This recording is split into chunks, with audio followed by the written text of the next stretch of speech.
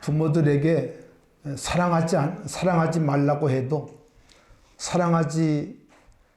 사랑하라고 말하지 아니해도 본능적으로 부모는 아이들을 사랑하기 때문입니다. 사랑하기 때문입니다. 대신 하나님께서는 자녀들을 키울 때 주의 교양과 훈계로 양육하라고 말씀을 했어요.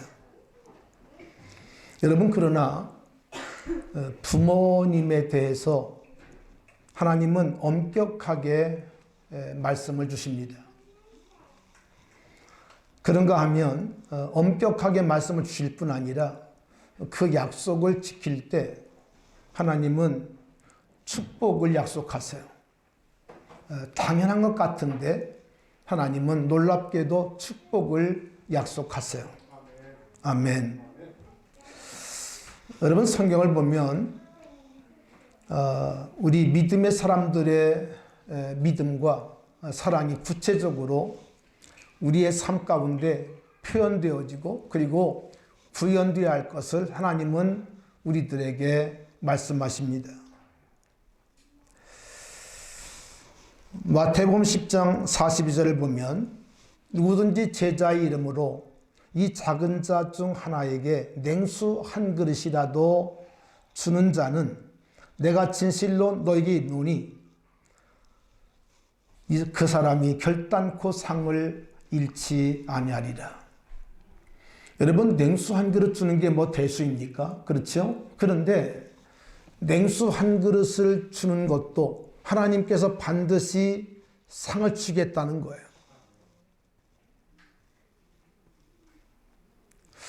또 그런가 하면 요한일서 4장 20절을 보면 누구든지 하나님을 사랑하노라 하고 그 형제를 미워하면 이는 거짓말하는 자니 보는 바 그 형제를 사랑하지 아니하는 자는 보지 못하는 하나님을 사랑할 수 없느니라. 그렇게 말씀을 하세요. 여러분, 눈에 보이는 형제, 눈에 보이는 우리의 가족을 사랑하지 못하면서 보이지 않는 하나님을 사랑할 수 없다. 이렇게 말씀을 하세요.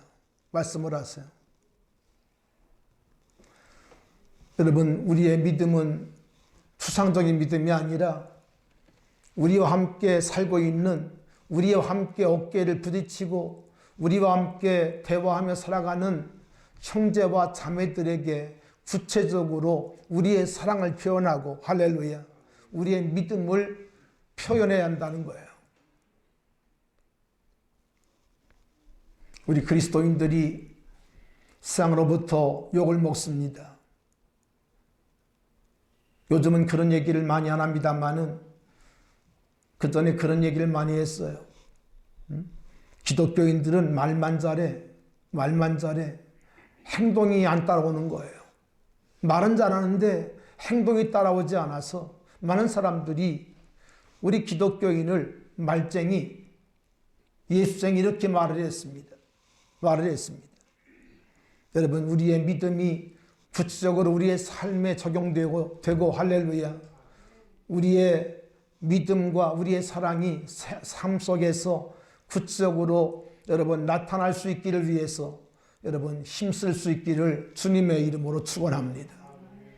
믿음이 있노라 하고 행함이 없는 믿음은 죽은 믿음이라고 야고보는 말씀하고 있잖아요. 나 믿음 좋아. 그런데 행함이 없어. 그건 죽은 믿음이라는 거예요. 여러분, 축복합니다. 여러분의 믿음이 산 믿음 되기를 바랍니다. 여러분의 믿음이 세상에 타협하지 않는 흔들림이 없는 믿음으로 살아갈 수 있기를 주님의 이름으로 축원합니다. 요즘 산하를 보면 너무 아름답습니다. 1년 가운데 가장 아름다운 계절이죠. 저는 아침마다 운동하면서 정말 연두빛으로 이렇게 물든 나뭇잎들을 계속 바라볼 때가 있습니다. 바라보면서 정말 하나님의 솜씨는 너무 아름다워요. 이렇게 아름다울 수가 있습니까? 여러분, 어떤 화가도 어떤 색깔로도 칠할 수 없는 그런 정말 신비로운 색깔을 하나님께서 우리들에게 주고 있지 않습니까? 여러분, 그러나 이 만물이 아무리 아름답다 할지라도 하나님의 사랑에 비하면 결코 비교할 수가 없죠. 그 하나님의 사랑이 우리 마음을 통해서 이 사랑이 흘러갈 수 있기를 바라고, 할렐루야. 이 사랑이 특별히 우리 가까운 가족과 형제 속에서 여러분 구현될 수 있기를 주님의 이름으로 축원합니다. 할렐루야. 여러분, 성경을 보면 디모데후서 3장 1절과 2절에 보니까 말세에 고통하는 때가 이르리니 사람들이 자기를 사랑하며 돈을 사랑하며 자랑하며 교만하며 비방하며 부모를 거역하며 라고 말씀을 하십니다. 여러분, 이 말씀을 보면 요즘 우리들의 그 시대와 똑같지 않습니까? 자기를 사랑해요. 이기주의. 이것이 정말 우리 사회 가운데 팽배합니다.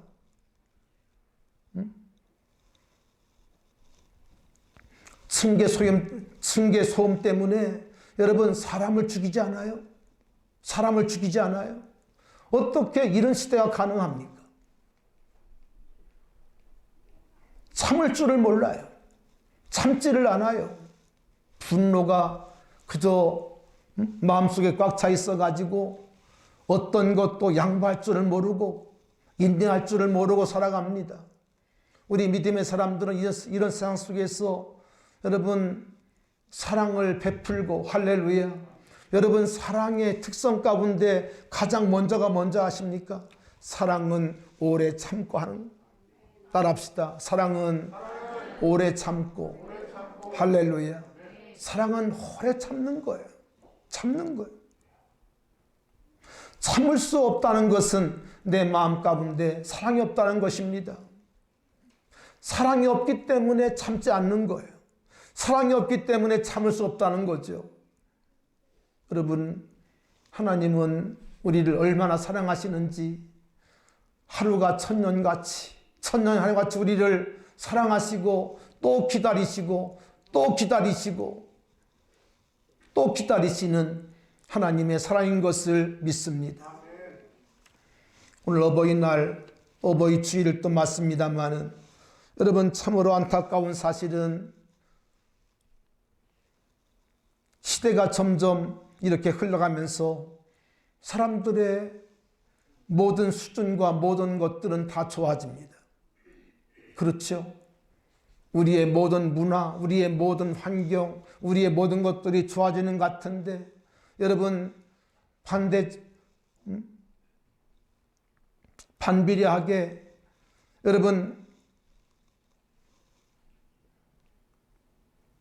있어서 안 될 일들이 우리 가정 속에 나타나고 있습니다. 여러분, 제가 우연히 그 대검이 그 발표한 존속 사례 통계를 보니까, 여러분 존속 사례가 뭔지 아시죠?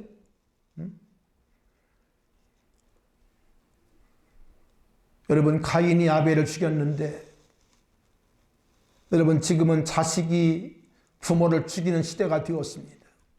그런 일들이 너무 많습니다. 대검이 발표한 통계를 보니까 존속 사례에 의해서 죽는 부모들이 그 살인 이제 죽게 되는 그런 그 사람 가운데 놀라지 마세요. 6%에서 8%를 차지합니다. 여러분, 이게 보통 이 적은 그런 통계가 아닙니다. 2018년에 71건이 그렇게 되었고요. 2019년에는 68건, 70건 정도의 이런 일들이 우리나라에 버젓이 지금 나타나고 있어요. 여러분, 지난 4월 말에 제주도에서 치매를 앓는 80대 어머니를 태운 차를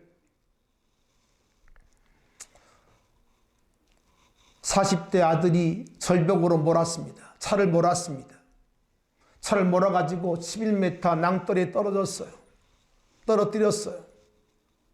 물론 자기도 죽으려고 그렇게 한 일이겠습니다마는 아들은 살고 어머니는 돌아갔었어요. 어머니가 치매를 알았기 때문에 물론 아들의 마음의 고통도 이해는 됩니다마는 어머니를 차에 싣고 철벽으로 차를 내몰았어요.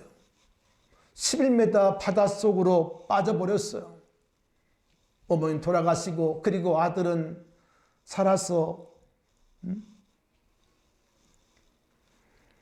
어머니를 숨지게 한 혐의를 지금 받고 지금 수사 가운데 있다는 그런 뉴스를 보았습니다. 여러분, 우리는 정말 이 어버이날을 맞이합니다마는 있어서 한 될 일들을 우리는 너무나 많이 봅니다. 너무나 많이 봐요. 오늘 어버이날과 어버이 주일을 맞으면서 오늘 우리는 하나님께서 말씀하신 10계명 가운데 5계명 함께 나누고 또 우리 믿음의 사람들이 정말 하나님의 명령을 기쁘게 순종하는 복된 성도가 될 수 있기를 축원합니다. 할렐루야. 여러분, 에베소 6장 1절과 3절까지의 말씀은 출애굽 20장과 그리고 신명기 5장에 말씀하고 있는 10계명을 축약해서 바울이 그것만 따가지고 이렇게 말씀합니다. 내 부모를 공경하라. 이것이 약속 있는 첫 계명이라 이렇게 말씀을 하세요. 여러분, 우리가 3월달 새벽 부흥의 시간에도 말씀을 드렸습니다마는 여러분, 사도 바울이 서신서를 쓸 때 보면 성령의 충만함을 늘 강조합니다. 술 취하지 말라. 이는 방탕한 것이니 오직 성령의 충만을 받으라. 바울은 서신서마다 그 말씀을 빼놓지 않아요. 여러분, 그런데 성령 충만 받은 결과로 어떻게 말씀하고 있는 줄 아십니까? 부부에 대해서 말씀합니다. 부부를 말씀하세요. 남편과 아내 사이를 이제 바울은 이 복음으로 풀어줍니다. 할렐루야. 그리고 이 가정의 원리가 곧 교회 원리라고 말씀을 하세요. 여러분, 그런가 하면 또 바울은 특별히 에베소서에서 뭘 말씀하고 있는가 하니 오늘 여기 본문에 말씀하고 있는 것처럼 내 부모를 공경하라고. 할렐루야. 이것이 약속이 있는 첫 계명이라고 말씀을 하세요. 우리 한번 따라했을까요?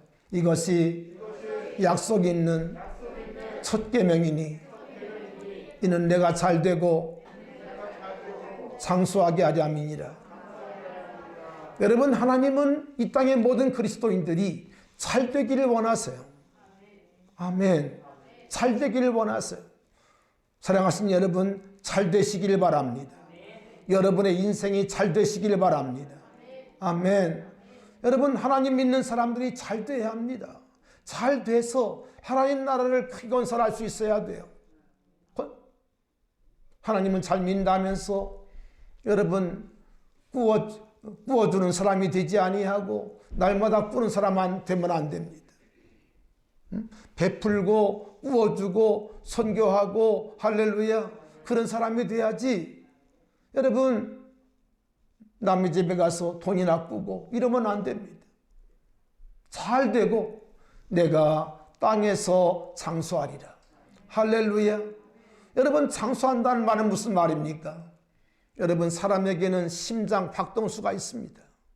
심장 박동수가 있는데 여러분, 정상적으로 말하면 심장이 뛰는 것이 1분에 예를 들어서 60번에서 80번 정도를 뛴다고 그러잖아요. 여러분, 그런데 사람이 어떤 두려움이 생기거나 어떤 또 긴장하게 되면요, 심장이 막 어떻게 합니까? 막 뜁니다. 정상적인 심장이 되지 아니하고 너무 빨리 뛰어요. 여러분, 그래서 결국 사람들의 생명이 단축되는 것입니다. 여러분 성경을 보면 사람의 생명이 120년이라고 말씀을 하세요. 120년. 우리 지난주부터 우리 김선학 권사님이 7개월 만에 새벽 기도를 또 시작하셨습니다. 정말 기적입니다. 여러분 90 넘은 할머니가 7개월 동안 새벽 기도 못 하시다가 또 병원에 막 실려가서 고생도 하시다가 이렇게 다시 회복돼 가지고 새벽 기도 하시는 건요 기적이에요. 여러분 박수 한번 해드릴까요? 할렐루야. 정말 기적입니다. 제가 요즘 우리 권사님을 모시고 내려오고 또 모셔드리면서 얼마나 감사한지 몰라요. 하나님 정말 감사합니다. 저도 기도했거든요. 하나님 한 번만 더 기회를 주세요. 우리 권사님 다시 회복해서 새벽 기도할 수 있는 은혜를 주세요. 기도했는데 하나님이 그 기도를 들어주셨어요. 우리 권사님이 5월만 되면 내가 반드시 새벽 기도할 것이라고 기도했는데 그 기도가 응답이 되었어. 할렐루야. 우리 권사님은 적어도 겨서라도 나오겠다고 하는 마음이 있어요. 그러니까 하나님께서 겨서가 아니라 물론 지팡이는 잡으셨지만 그 발로 나올 수 있는 은혜를 주신 것을 믿습니다. 할렐루야.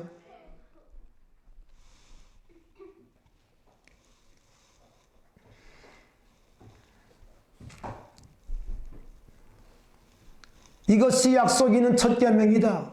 첫 계명이다. 이는 내가 잘되고 땅에서 장수하리라. 여러분 장수의 복을 받기를 바랍니다. 여러분 사람이 하나님을 잘 믿으면요 마음에 평안이 있어요.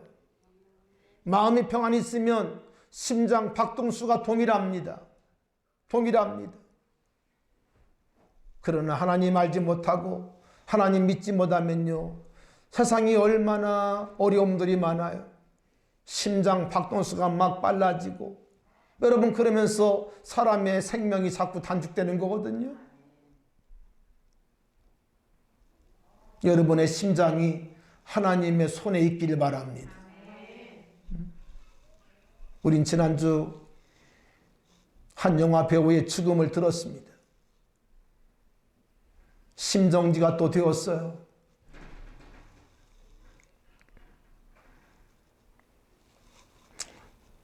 여러분 그러면 오늘 이 계명 가운데 기록되어 있는 이 말씀이 어떤 의미일까요? 내 부모를 공경하라. 이것이 약속 있는 첫 계명이라고 말씀했는데 여러분 그러면 왜 바울은 5계명을 말씀할 때에 이것이 약속 있는 첫 계명이라고 말씀했을까요? 여러분 이 5계명 가운데 바울이 말씀하고 있는 이 말씀 가운데 중요한 단어가 공경이라는 단어입니다. 공경. 따라합시다. 공경. 여러분 그런데 제가 지난주에 말씀을 준비하다가 놀라운 사실을 발견했어요. 그건 다른 것이 아니라 이 공경이라는 단어가 히브리 말로 카베드입니다. 카베드. 그런데 이 공경이라는 단어가 카베드라는 말인데 이 카베드라는 말이 여러분 구약 성경 전체 속에 4번밖에 안 나와요. 4번밖에 안 나와요. 여러분 그런데 중요한 사실이 있습니다. 4번 나오는 카베드가 하나님에게 2번 쓰이고요. 그리고 부모님에게 2번 쓰여요. 하나님에게만 쓰여야 될 것 같은 그런 공경이라는 말씀이 그 단어가 놀랍게도 부모님에게 공경하라고 할 때 똑같은 단어가 쓰인다는 거예요. 여러분 참 놀랍지 않습니까?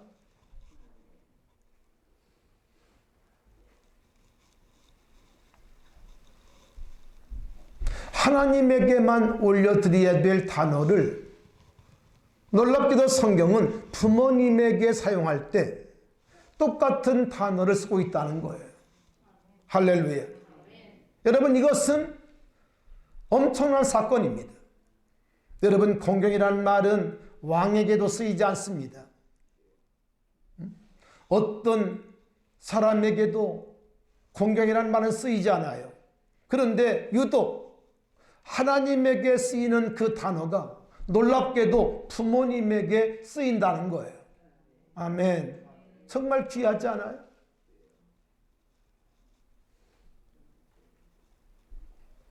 여러분, 카베드라는 말은 그런 뜻이 있습니다. 무겁다는 뜻이에요. 여러분, 그래서 여러분 그 사람의 인체의 장기 가운데 가장 무거운 것이 뭔지 아십니까? 간입니다. 간장입니다. 어떤 장기보다 가장 크고 무거운 것이 여러분 간장이라는 거예요. 그런데 그 간장이란 단어가 카베드예요. 카베드. 무겁다.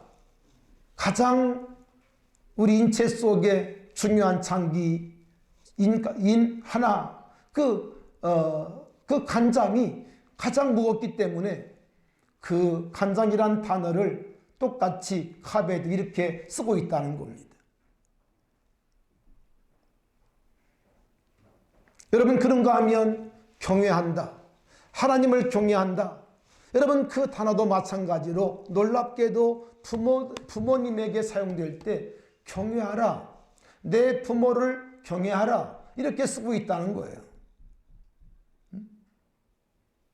가장 뭐라고 할까요? 가장 높은 분에게 언어, 이 경외라고 하는 그 단어가 다른 사람들에게 쓰이지 않는데 이 부모에게, 성경에서는 부모에게 쓰인다는 거예요. 쓰인다는 거예요. 오늘 여러분 이 말씀을 들으면서 부모의 존재가 어떤 존재인지를 다시 한번 깨닫기를 바랍니다. 우리가 함부로 할 수 있는 존재가 아니라는 거예요. 가장 비중 있고 가장 무거운, 함부로 할 수 없는 존재, 그것이 바로 부모라는 것입니다. 부모라는 것입니다. 여러분, 그러므로 레위기 19장 3절에 보니까 너희 각 사람은 부모를 경외하라, 그렇게 말씀하세요. 부모를 뭐하라? 경외하라, 공경하라 말씀하신 하나님께서 내 부모를 경외하라. 경외하라. 내 부모를 하나님같이, 하나님처럼 무겁게 존중하라, 그런 얘기예요. 존중하라는 얘기. 여러분, 잠언 3장 9절로 10절에 보면 똑같은 단어가 나오는데요. 내 재물과 내 소산물의 처음 익은 열매로 여호와를 공경하라, 그렇게 말씀을 하세요. 여호와를 공경하라는 말씀과 그리고 같은 의미로 내 부모를 경외하라, 이렇게 성경은 말씀하고 있다는 거예요. 여러분, 그러면서 오늘 바울이 말씀하고 있는 것처럼 이것이 약속이 있는 무슨 계명이다? 첫 계명이다. 첫 계명이다. 여기 첫이라는 말은 무슨 말인가 하니 으뜸되는 계명이라는 거예요. 할렐루야. 으뜸되는 계명. 어떤 계명보다 으뜸되는 계명, 이것이 바로 부모 공경의 계명이라고 말씀하고 있는 겁니다. 오늘 시대가 디모데후서에 말씀하신 것처럼 자기를 사랑하고 부모를 거역하는 시대가 되었습니다. 그런가 하면 부모를 폭행하고 여러분 그런 여러 가지 일들을 하고 있습니다만은, 그러나 시대와 무관하게, 시류와 무관하게 부모의 존재는 귀하고 아무리 강조해도 여러분 부족함이 없는 것이라고 하는 사실을 꼭 우리가 기억해 두겠어요. 자, 그러면 약속 있는 첫 계명이라는 말은 무슨 말인가? 약속 있는 첫 계명이라고 말씀했는데 여기 약속 있는 첫 계명이라는 말은 무슨 말인가 하니, 여러분 여기 중요한 비밀이 있습니다. 말씀인 것처럼 공경이라는 말이 히브리 말로 카베드인데 이 카베드라는 말씀을 사용하시고 그리고 사용하신 하나님이 그 단어를 쓰시고 그리고 하나님이 약속하신 처음 계명이라는 거예요. 여러분 무슨 말씀인지 이해가 되십니까? 하나님께서 카베드라는 단어를 쓰신 후에 하나님께서 약속하신 약속이 여러분 없는데 부모에 대한 그 계명을 말씀하실 때에 그 카베드를 쓰시고 하나님께서 내 부모를 공경하라 그리하면 내가 잘되고 내가 땅에 상수하리라고 하는 그 말씀을 처음으로 주셨다는 거예요. 할렐루야. 주셨다는 거예요. 오늘 말씀의 제목이 약속 있는 첫 계명으로 되어 있습니다만은 사실은 부모 공경, 하나님 공경이라고 제가 제목을 붙이려고 하다가 이렇게 붙였습니다. 그러니까 성경을 보니까 부모 공경과 하나님 공경을 같은 수준으로 같은 레벨로 놓았다는 거예요.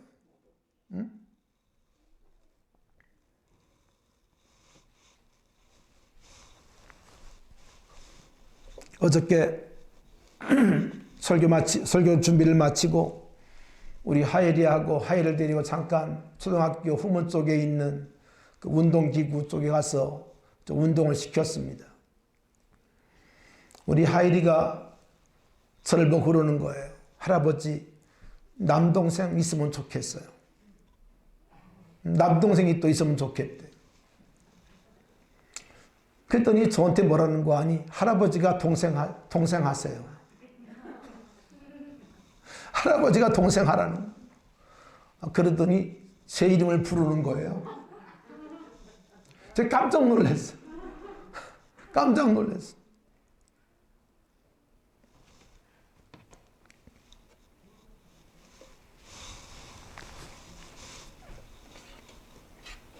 그런데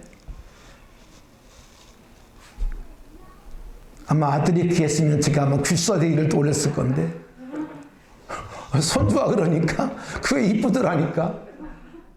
그래서 제가 엉덩이를 도닥거리면서 그런 시간을 어제 좀 가졌는데요. 여러분 구약 성경을 보면 특별히 레위기나 신명기나 출애굽기를 보면 여러분 부모에게 공경하지 아니하고 부모를 때리거나 부모를 조롱하거나 부모를 구박하거나 무시하면 하나님은 어떻게 말씀하는 줄 아십니까? 그 자식을 죽이라는 거예요. 두려 무섭습니다. 그 자식을 죽이라는 거예요. 그럴 정도로 성경은 부모에 대해서는 아주 엄격합니다. 엄격합니다. 물론 다른 일로 인해서 뭐 돌을 쳐서 죽이라는 그런 말씀이 있긴 합니다만은 여러분 그 비중 가운데 가장 많은 비중이 부모에 대한 계명이에요.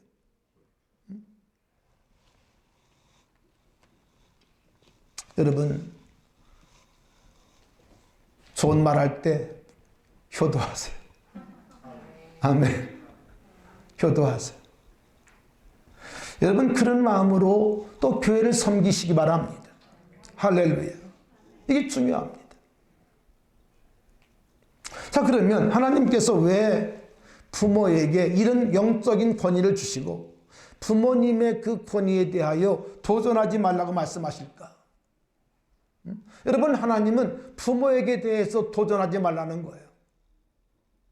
요즘 우리 젊은이들이 부모 이런 설교하면 그런 얘기합니다. 부모 노릇을 해야 공경하지. 근데 성경 그렇게 말씀하고 있잖아요.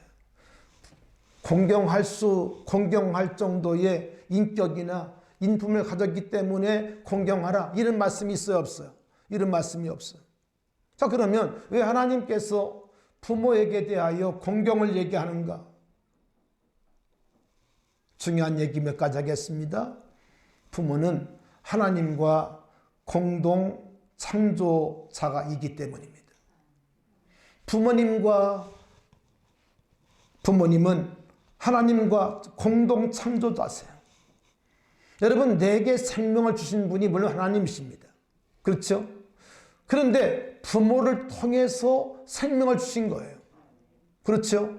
부모님을 통해서 내게 생명을 줬기 때문에 부모님은 누군가? 부모님은 생명을 내게 주신 하나님과 공동 창조자가 되세요. 여러분, 그러므로 이 부모님의 은혜를 여러분 결코 잊지 않기를 바랍니다. 할렐루야. 이거 잊어버리면 안 됩니다. 나의 생명이 부모로부터 왔어요. 물론 하나님의 허락하심 속에서 왔습니다마는, 거기에 놀라운 하나님의 개입이 있습니다마는, 그러나 부모님의 수고가 있었고 부모님의 인내가 있었고 부모님의 만져주심이 있었습니다. 여러분, 돌아가신 이어린 교수님이 여러 가지 이제 정말 마지막 좋은 신앙인으로 갔습니다마는, 그분이 그 남긴 이야기 가운데 그런 게 있죠. 치매 걸린 아버지와 아들의 대화가 있습니다. 치매 걸린 아버지가 마당에서 노는 까치를 보고 묻습니다. 아들아, 저새 이름이 뭐지? 저새가 뭐지? 물으니까 이 아들이 까치요, 이렇게 퉁명스레 대답을 합니다. 또 두 번째 묻습니다. 자꾸 잊어보니까 저새 이름이 뭐냐? 까치라니까요. 세 번째 묻습니다. 저새의 이름이 뭐지? 뭐라고 했지? 뭐지? 까치라니까요. 그러면서 아주 불쾌한 듯이 대답을 합니다. 이때 어머니가 이 모습을 보면서 아들에게 이런 얘기를 했다고 그러죠. 아들아, 너 어렸을 때 아빠에게 아빠, 저 새 이름이 뭐예요? 까칠한다. 너는 3번 부른 게 아니라 100번 이상을 물었댄다. 그때마다 아빠는 너를 귀엽다고 쓰다듬어 주고 너를 안아주었다고 엄마가 얘기합니다. 여러분, 정말 우리 가슴 가운데 울림 있지 않습니까? 여러분, 걸음마도요, 엄마 아빠가 배워줬기 때문에 걸음마 할 수 있었던 거예요. 말할 것도 없습니다. 여러분, 두 번째, 성경을 보면 아버지에게 놀랍게도 축복권이 있어요. 축복권이 있어요. 여러분, 특별히 창세기를 보면 에서와 야곱이 아버지 이삭의 축복권을 놓고 싸우지 않습니까? 아버지에게 축복권이 있어요. 축복권이 있어요. 그러니까 오늘 이 시대에 많은 아버지들이 예수를 모르기 때문에 축복권이 있는 줄도 몰라요. 모르고 살아가요.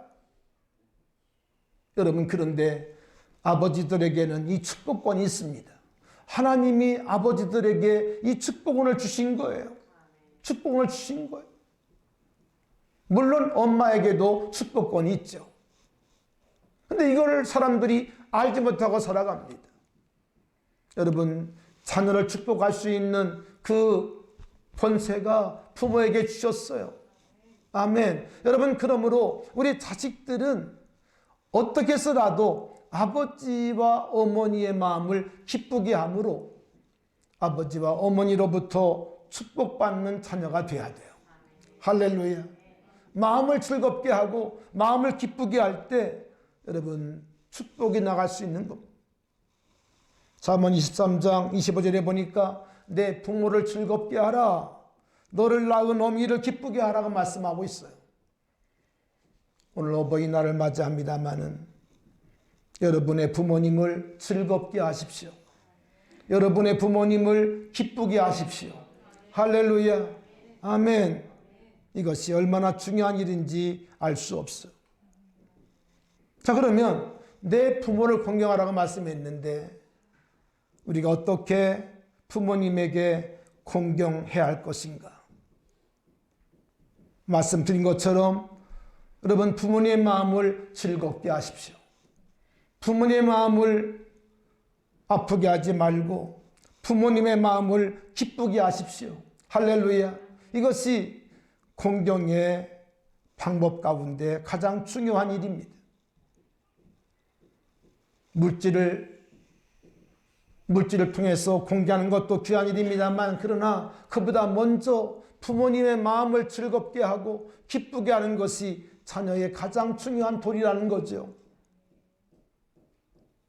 두 번째는 노후보장을 해야 한다는 거예요.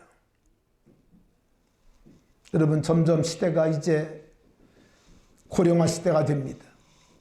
그렇기 때문에 노후보장에 대한 그런 염려가 모든 부모들에게 있습니다. 이제 자녀들은 노후보장에 대해서 생각해야 한다는 거예요. 생각해야 한다는 거예요. 음식과 옷과 그리고 거주 공간을 제공해야 한다는 거죠. 제공해야 한다는 거죠. 그리고 예를 갖춘 장례식을 모셔야 한다는 겁니다.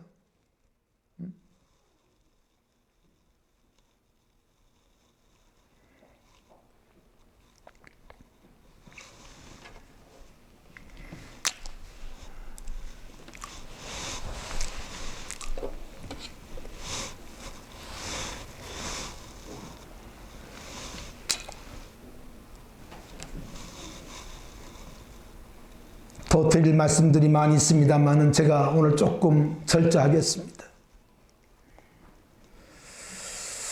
저는 개인적으로 우리 부모님께서 예수를 일찍 믿으시고 그리고 북한에서 그 공산당들에게 핍박을 받으셨어요. 그래서 더 이상 이 북한에서 우리 아버지 어머니가 살 수 없기 때문에 월남에서 이주를 했습니다. 보따리 하나 가지고 우리 형님들과 누님들을 데리고 월남을 했습니다.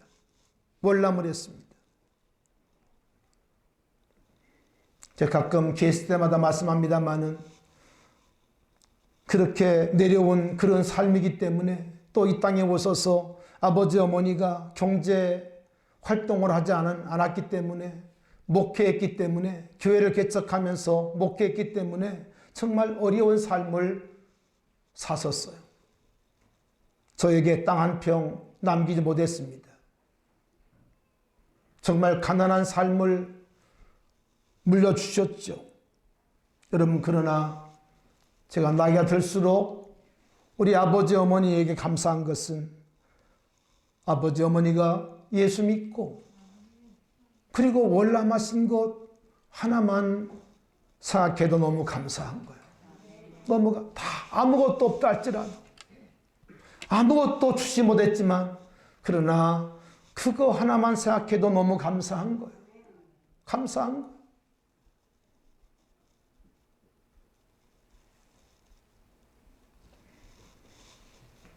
오늘 어버이 주일을 맞으며 다시 한번 본문의 말씀을 여러분에게 읽어드립니다. 자녀들아, 주 안에서 너희 부모에게 순종하라. 이것이 옳으니라. 내 아버지와 어머니를 공경하라. 이것이 약속이 있는 첫 계명이니 이로써 내가 잘되고 땅에서 장수하리라. 사랑하신 여러분, 효도하시기 바랍니다. 어린이들도 부모님에게 효도하시기 바랍니다. 우리 청년들도 부모님에게 효도하시기 바랍니다. 효도하는 것이야말로 하나님을 섬기는 것이고, 아멘.